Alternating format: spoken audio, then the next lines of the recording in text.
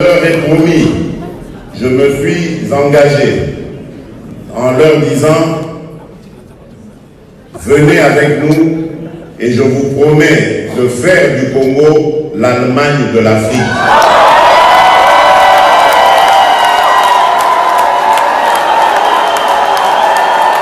Salut, bonjour, mes très chers compatriotes, c'est votre arrobase Mukuna le parjouri à combattre de la rue. Naye, pourquoi? Naye, parce que Yakolobezali. Yakolobezali, Tokolobani, Tokoloba sur la situation politique en RDC. Sans plus tarder, tous en avoir point, Belé Tokolobela, Tobani, le premier point, ils allaient à réalité, il y a état de droit et la réalité, comment Bisso ba opposant hier, nous allons qui traiter. Aujourd'hui, nous avons tous vu quand toujours Kabandeko, il y a gauche, il y a droite, Bandeko, Fayoulou, Oyo, a marché, Mamatisi na mutuka na kimia zongi ndaku, Nanjela kozonga totuna, imedo jekoka teke yango. Toujours mona ba Félix Kabange Numbi. Bazo matie na mutuka liboso. Mais bota la image oyo. Ndenge biso ba traita biso tant que tu vas dire comment c'est la image oyo. C'est regrettable. Lorsqu'il y a des avancées dans Mboka, makamboza ko évoluer. Peuple, il faut applaudir, peuple, il faut azala uni na sima mokonzi wana kwa zo sala musala malamu. Na tia image oyo po bomona ndenge nini lobby. On connaît tous l'histoire ya mboka oyo ndenge ba tretaka ba tous ceux qui baza ko marcher. Tu ebi sur la marche ba chrétien na nonande. Tu ebi solo ya marche ya 2004 ya 4 plus 1 égale 0. Tu ebi ba marche nyo sur ndama ndenge sukaka. Mais ce que marche ya ndeko Fayoulou, otani marche ya ndeko bandeko Shadari. Nasuka ya marche, bakena bango mela batembo. Mais biso bomoni image, nasuka marche, ezalaka batu ba bande ko benga, est-ce que zongi te, nani akufaki, nani akufaki côté tel, biso to koma ko pesa ba sanga ba famille, nani wa kuzwaki bali, nani wa zana aner, nani wa zana boye. Lelo mboka est avancé na point wana moto nyonso aza censé ya kopesa mokonzi ya mboka. Merci. Tolaki na deuxième point, il y a souffrance oyo ya mboka na biso tozali komona lelo.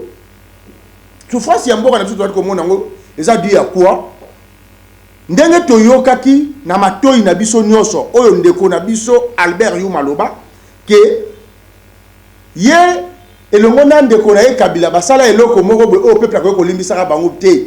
Ezali ya ko signer ba accord pour na mini ya mboka na biso. Lelo mboka na biso bo komona ba batterie nyonso électrique ezo salima. Ba téléphone oyo bezo mona ezo salima. Et ça la makana cobalt pe coltan ya mboka na biso. Mais à ma grande surprise, mboka na biso ezali toujours na niveau ya C. Pour na nini? Parce que COP et Kotaki na sommet. Passation des marchés, qui sont officiels, comme un cas privé. Les qui ont conduit, ils ont benga batunaye, baye ba pesi bango espace pour exploiter. Li passe à mokonja benga batunaye, président assemblée ou benga batunaye. C'est comme ça notre pays a été géré. Même ceux qui ont bien belé, bon le baka biso to kosa. To ka pe bato bino bondi maraming. Landa France 24, combien oyo moto a détourné? Ce qui a biso to yokaka ya caméra 15 millions à ça là qui présente. Yoka loro landa na ba ko ba. To landa vidéo. Enquête menée par un consortium international de médias dont font partie la BBC, Mediapart ou encore RFI, Congo hold-up, des millions de documents bancaires prouvant d'importants détournements de fonds publics en République démocratique du Congo. Parmi les principaux responsables présumés, l'ancien président Joseph Kabila, son premier cercle également. Bonjour à vous, Sonia Rollet, vous êtes journaliste à RFI, notre concert. Merci d'être là. Sonia, vous faites partie de ce consortium et vous êtes donc notamment au cœur de ces révélations. De quelle fuite parle-t-on? Alors, on parle de plus de 3,5 millions de documents bancaires donc issus de la BGFI, donc ce groupe africain, et plus encore de transactions bancaires. Et ça... Merci. Tokoti na point na biso. Oyo balobaka sombele suka bisanga. Ezali point ya na ebite soki na bengango réconciliation, unité, préparation de sécession, préparation de, je ne sais pas. Mais dans l'incarato, mais qu'on analyse le longo, total oyo bandeko, balobaki na biso lobi. Hier, tolandi, biso nyo sur le canal à réseaux sociaux, tout le monde ndeko Kabila, nandeko Katumbi, ba pesa nimbote, ba tona sale, ba gangi. Maintenant, dans la vidéo oyo, yandeko Kokoniangi. On ne peut pas décrisper avec Katumbi. Moïse Katumbi Chapwe, en 2006, a dribblé tous les Congolais. Il s'est fait élire comme Congolais, député provincial. Il a menti tout le monde. Il doit être pourchassé et poursuivi jusqu'à son dernier retranchement. J'encourage nos amis, les opposants de Ensemble, qui sont en train de l'escroquer à souhait, parce que c'est l'argent de la population congolaise. Merci na moni ke botali biso sur la vidéo. Ndeko Kokonianga lobi eloko moko. Ke ndeko Katumbi akosa République Mobimba ko postuler na qualité ya Congolais au moment où azana yango te. Pe ndeko Kokonianga qui est plus loin ko senga na bandeko na biso ba Congolais oyo bazana kati Ensemble balia yembongo volontairement pour akosa ki République. Est-ce que ma propos il y a un grand homme politique le quoi ba Kokoniang tokozo na la légèreté? Est-ce que ponga na zamu tu na sepela kana yo il faut la sacrifier mboka na ngai na sentiment? Ndeko Kabila, ndeko nani balobaki na biso ete ndeko Katumbi azali juif zambien. Balobi azali italien la kisi ba passeport balazima ka bebele ke ndeko na za na qualité ya passeport congolais. Mais toi qui parle de Katumbi alobaki, il pas bomba quitté. Ndeko Katumbi ni yango talobi andimaki alobi oui, mais na botama na Congo, kasi bango ba ko rejoindre biso après. Tout la vidéo oyo. Ndeko Katumbi azoloba bayaki na passeport nini landa yango. Sur la même liste là, je n'ai pas vu des Tanzaniens. Je n'ai pas vu des Tanzaniens. Parce que nous connaissons, il y a des Tanzaniens. Si réellement les gens sont conscients de ce qu'ils sont en train de faire, on devait avoir des Tanzaniens sur la liste aussi, parce qu'on l'a vu dans Bloomberg. Donc, on cherche à nuire à d'autres personnes. Bon, moi, je suis né au Congo. Tous ces gens qu'on est en train de vilipender au Congo, moi, même l'œil d'accoucheuse là, elle vit encore, heureusement, elle n'est pas encore morte. Les gens m'ont vu grandir, jouer au football à la cité, aller à l'internat. J'ai des amis avec qui j'ai étudié. Mais il y a des gens qui sont venus nous rejoindre au Congo. Nous les avons acceptés. Donc, je suis congolais. Vous savez, il faut qu'on donne la chance à tout le monde de s'exprimer. Il ne faut pas utiliser l'État au détriment des autres. Parce que moi, j'avais ma carte d'Isaïr, la carte verte avec flambeau, j'étais en train même de la regarder aujourd'hui. Mais les gens qui étaient en Tanzanie, ils sont rentrés avec quelle pièce d'identité? Moi, je me pose la question. Qu'on puisse me dire, le président Kabila, quand il est venu de la Tanzanie, il avait un passeport zaïrois à l'époque. Qu'on me montre ce passeport-là. Sa famille aussi. Mais on l'a vu dans Bloomberg il n'y a pas longtemps. Bloomberg a sorti le numéro de passeport tanzanien de membres de la famille du président Kabila. C'est ce que je suis en train de dire. Si vous nous aviez trouvé au pays, ne cherchez pas de coup là où il n'y en a pas. Toyoki ndeko malamu ndenge ndeko Katumba parvenu koloba ke bayaki na ba passeport tanzanien bayiko kuta biso awa. Mais si koyo posons-nous des questions. Réconciliation et salami na mboka na biso Congo. Ezali problème il y a ba étranger qui va se réconcilier dans notre pays ou ezali réconciliation il y a ba congolais. S'il faut parler de réconciliation il y a ba congolais. Est-ce qu'il y a nakati ya makambu na bango bazali ko sala? Bomoni réconciliation il y a ndeko Muyambo. Pondeko Muyambo a perdu likolo na pour la Kabila. Yende muto azali souffrant. Ce que c'est la réconciliation ya monene. Ça que tout le monde a ndeko Muyambo, pendeko Katum ndeko Kabila. Mais pour la ligne salamité. Pour la ligne ya ndeko bandeko wana et salamité. Pourquoi? Et pourquoi toujours l'excellent inaperçu? Pourquoi? Toujours mettre les solos à réconciliation. Pour la ligne ndeko ya perdu qui le colonaye et les qui inaperçu c'est la qui réconciliation té. Pour la ligne. Pourquoi ils ont interpellé bisoté? Ce qui réellement toujours a posé la réconciliation. Pourquoi banda ya musée l'aura désiré Kabila bazape bakatangé? Là je vois mon frère Ibrahim, je vois Etienne Kabila abimambo kaoyo kala azongate. Pour la nini réconciliation intéressée bangoté. Si réellement Bozan a besoin de réconciliation. Quand tout bien Kabila, et ça va faire privé. Est-ce que ça va lier province to république? Et surtout, bango moko ba mi pesi biso ba réponse à bazalang bango ba congolais te bango bibali.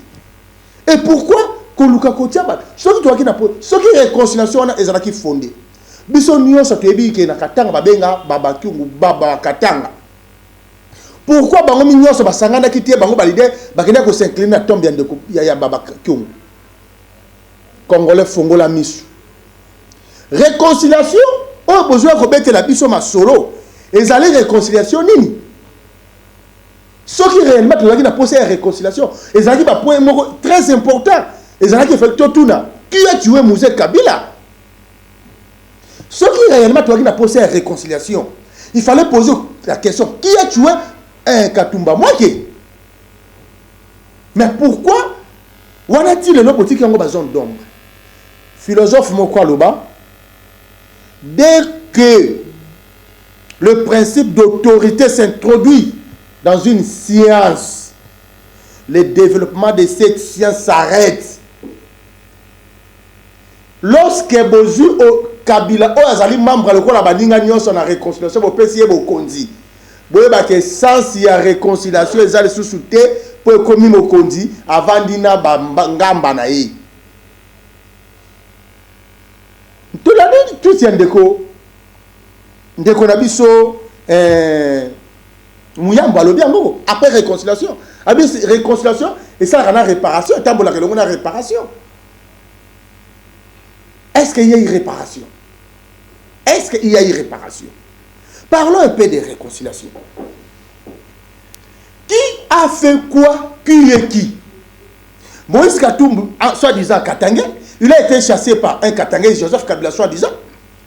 Jean-Claude Muyambo, Katangé, il a été maltraité et jusqu'à comme on va perdre le Konaï par un Katangé. Je ne sais pas si tous sont Lobanini, si tous Salanini. Vous voulez nous parler de la réconciliation? Non! Dites la vérité na peuple que Ndeko Mbongo azaki na posa sangisa bato na emi balé. Kabila na Katumbi a utilisé Monseigneur Owana kuna pe abengi bino so bovandi. Ceux qui bozaki na posa réconciliation des vrais. Pour la nini bobe abengi saki Ndeko Edi Kapente. Pour la nini bobenga ki Gédéon Kyungu parce que mutu abomaka batu kuna ezala Gédéon Kyungu. Bolali boba décapiter mutu ezala Gédéon Kyungu. Bobenga qui était pourquoi? C'est du fax. Mais dans la vidéo oyo. La vidéo oyo. oyo ndeko Kabila après avoir kobenga Katumbi Jida to ka déclaration ya Katumbi na France 24 landa vidéo oyo Katumbi azoloba et le Ronnie Kabila senga sala to landa. De 2016 en 2018, il a trahi la constitution congolaise, il a trahi le peuple congolais, il a tué à l'est du Congo, à Beni et dans le deux Kasaï, l'insécurité qui règne aujourd'hui. Moi, je ne voulais pas rester avec l'incarnation du mal, c'est pourquoi j'ai quitté Kabila. Si lui peut se comparer au Christ, je demande à la population congolaise de nous juger. Pour moi, les Jida, c'est Kabila. Merci. J'espère que tu l'as dit, Bisso Nyoso. Et allez, réponse ya Nyoso o esalami na Katanga. Olé, boya na réconciliation. Ya Katanga. Ndeko Katumbi alobi nini? Ndeko Kabila devrait demander pardon. Na ndenga boma batu, na ndenga amema guerre, na este, yango de senga ki monseigneur wana sala. Asangisa bango nyonso ayebisa bango ke bino bato bokambaki mboka oyo boluka lie moko bokende kosenga peuple pardon bobomaki bodétruit nyonso oyo bokutaki bobebisi. Ce sont les Katanga qui ont famé Katanga. Bakatanga mutu babomi Jekamine oyo Mungala Mobutu atikaki yango alote. Je ne sais pas ce qui tozoye banini tozosala toyebi te tozosala nini. Tango bino boké na réconciliation, bravo. Bravo. Est-ce que vous honorez mémoire ya Ndeko Pierre Lumbi? Est-ce que vous honorez mémoire ya Ndeko Charles Moine? Pour na conclure, na kolinga bota la vidéo oyo, il y a le professeur Moukena, notre ancien ministre Tolanda. Et je suis en train de préparer un livre dans lequel peut-être je pourrais expliquer cela. Lorsque je suis nommé gouverneur du Katanga, je suis le premier gouverneur de ce siècle. Et chaque gouverneur a un mandat. Moi, j'en avais 3. Le premier mandat, c'était le président Kabila. C'était à la télévision que les Katangais se sont levés. On a dit Musée avait un enfant. C'était dans l'intimité, dans l'entourage de Musée. On savait qu'il avait un enfant qui s'appelait Joseph. Alors Joseph, ça il travaillait beaucoup. Et il voulait avoir quelqu'un qui construise son image ici, comme Katangé et comme fils de Musée. Vous pouvez poser la question au président actuel, le surnom de Kabangé. Il est venu d'où? Quand il nous a dit qu'il était jumeau, et qu'on lui a dit ici chez nous, c'est Kumbo et Kabangé, vous êtes qui? Il était Kabangé. Vous pouvez vérifier tout ça. Vous pouvez vérifier aussi que les documents de Joseph Kabila signés à l'époque, il n'y avait pas Kabangé. Il y avait quoi? Joseph Kabila. Donc je vous dis pourquoi j'ai été nommé. Je vous dis que j'avais une mission ici de créer avec tous les Katangais la paternité de Joseph. Et ça, c'est une mission que j'ai réussi. Il n'y avait pas d'argent ici, il y avait la guerre. La deuxième mission, c'était une mission sécuritaire. Donc, je l'ai dit, c'est à la télévision. Si quelqu'un peut me contredire, ou Joseph lui-même, il peut le faire. Mais il m'a donné comme mission, la première mission. Ici à Kinshasa, on dit que je suis rwandais, je suis burundais. Et je voudrais vraiment naître au Katanga. Et c'est ce que j'ai fait. J'ai créé avec mes vice-gouverneurs, avec tout le monde, les Mouyèges, chez compagnie, les Ronds, les Bouba, le Pont. On a Joseph, ils ne sont pas pleins. Ça a été réussi. Vous pouvez le vérifier, même peut-être s'il ne le dit pas. Je crois qu'il le sait. J'espère que vous avez une vidéo. Ndeko Moukena lobi comment bapesa qui est mission primordiale, il y a qu'au fabriquer Ndeko Kabila, pe ko lukela ye kolo, pe ko bakisela ye, ko comme ça il passe pour pas bakisela ye comme ya Kabangi. Et ça c'est la vérité na bango. Mais na publié qui a depuis 5 jours passé dans le baki. Botambola ba miel. Après réconciliation, lobby hier, Ndeko Moukena tika kibiso, père son âme. Ndeko Moukena tika kibiso. Par là la ligne lobanine, par là la ligne lobaboy. Bandeko dangai Francis Kalom, Mayuki Mukebai, Olivier Kamitatu, Daniel Saf, Laura Onyemi. Batunyo so owana, vous bandez ko attaquer Kabila. Vous bandez ko critiquer Kabila. Vous allez vigilant. J'ai compris quoi? J'ai compris que Ndeko Pero, ma déclaration est ça là. Kabila, tout le monde a dit Asenga Kabila, pardon. Et bien le voir besoin rêver. Prière dans les alliés. Et le courant est comme la unité. Merci de partager la vidéo. L'unité obligée de la Senga. Et l'unité moko. Il y a des Congolais qui ont toute tendance à vendre des sangana, des solo. Les Congolais qui ont des sangana. Pour les candidates, il y a accompagnement et vision de Gédéon Kiou. Mais les Congolais qui ont une opportunité pour réaliser. Merci beaucoup. Partagez la vidéo. Au revoir. Je leur ai promis, je me suis engagé en leur disant, venez avec nous et je vous promets de faire du Congo l'Allemagne de l'Afrique.